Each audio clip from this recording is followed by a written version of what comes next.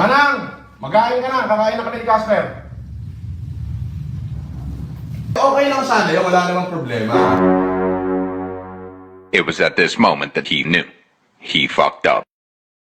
Ang hindi ko lang gusto ron, pati si Shakira na... Kaya nga, kasi kawawa yung bata, alatang tinuruan eh. Alatang tinuruan eh. Doon pa lang sa sinasabi niya na, Sabi ni kamotin mo, tarugo. Tarugo ko. Nagpalipad siya ng $10. Boss, pa-shout out Kick Antonio watching from LA, California. Lagi daw siyang nanonood ng live mo. Sayang, meron $10 pa. Sige. Kahit wag ka na manood, okay lang. Wow. Alam mo, hindi yun lang hindi ko nagustuhan, Casper. Yung pati bata, pati minor de edad, idinamay ng tarantadong Sri Lankan na yan para lang kumita siya. Ang pagkakamali niya, inaanak ko yung dinali niya.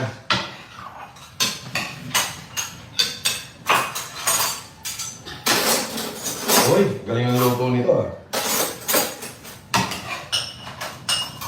Pinakbet at adobo.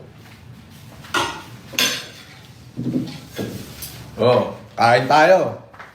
Adobong dry at saka pinakbet.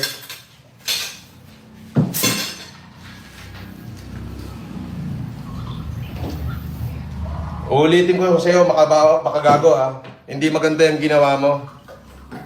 Pati yung inaanak ko na minor de edad, dinamay mo para lang kumita ka ng pera, putang ina mo.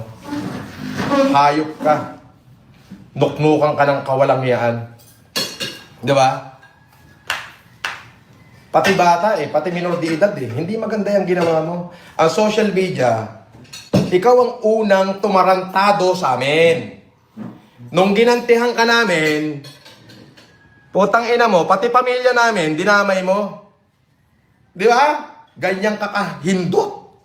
Pero yung sa akin, pagbabayaran mo yan. Ngayon si Casper, hindi mo natibag yan.